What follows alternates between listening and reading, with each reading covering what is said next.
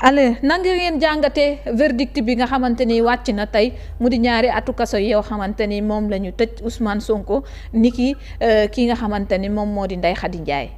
soxna Aïda réew mi buñ ci tëjul léegi nekkoo góor.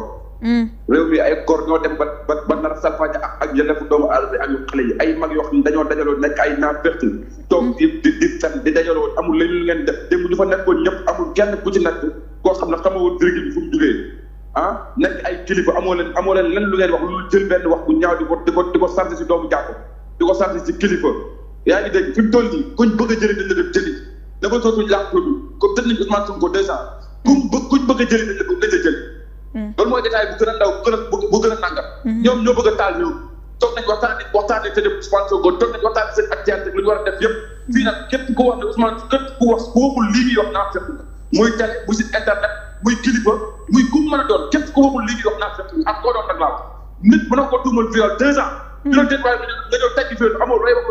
ay dañ koy ànd débat ko nag ñun loolu taxu ñoo jug ndaw si soo war a tëj ba dafa caabi ñu ay sàll ay mbokk ak ànd ak moom lii dañoo yëpp askan bi dañoo yëpp Sénégal amul lu ñu am ñëpp xam ne viol amul ñu naan day Ousmane Sonko bu amul jàmm réew mi kenn wul fi am jàmm parce que tegul kenn ay jàmm la may nit ñi nañ ko may jàmm pour la dugal rek pour la ñu naan ay 2 ans Sénégal nag buñ seetaanee ba teg ko dañ dafa ñeneen ñi Cheikh Anta Diop ak ñi fi jaaroon ñëpp billahi war a doon saabatu war naa ci yàlla ñu may bëgg a war kenn ku ci nekk muy sëriñ muy kilifa diine muy kilifa aada muy képp koo xam ne am nga voix di nga bëgg a wax ëllëg bu tëdd nga bàtt si baaraam wañaat parce que lii Ousmane Sonko bu téye Macky Sall Sénégal lépp lañ ko tëj parce que alphabet ten war a bul kaabatu te lii nag bañu tar borom boo koy fañe bopp léegi nag li fi ay ñoom Sénégal yi xool man aw ma ciy wax li ñu war a wax yëpp wax nañ léegi pour Sénégal yi ñoom ba xam ñoom dañuy trahir Ousmane Sonko wala dañuy trahir peuple Sénégal wala dañuy bàyyi état Sénégal def lu ko def ci Ousmane Sonko tey jégalu ay parce que waaw Cheikh bi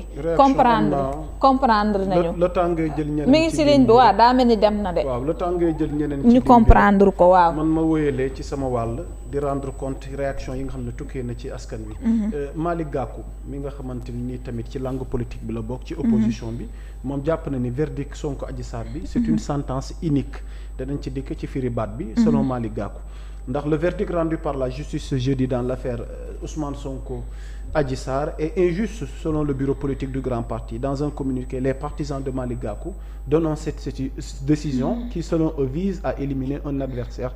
politique. Lan le bureau politique bi wax du Grand Parti dañuy dénoncer à la dernière énergie la condamnation du président Ousmane Sonko mi nga xamante ni daan nañ ko ñaari at ferme. Cette sentence unique est totalement injustifiée et le reflet d'une volonté délibérée de l'écarter de la course à la présidentielle de 2024, note-t-il. Nous en appelons à la responsabilité des forces vives pour le rétablissement de ces droits inaliénables, pour la survie de la démocratie dans notre pays, qu'aucune ambition ne saurait altérer. Face à cette situation, nous demandons à tous nos militants et sympathisants de rester mobilisés pour la défense de la République et des intérêts supérieurs de la nation. Loolu kàddu googu tukkee ci nga xamante moom mooy Malick Gakou. Beneen wàll wi société civile bi ba tey ki ñuy wax Seydi Gassama monté na au chrono Ibrahima Sall.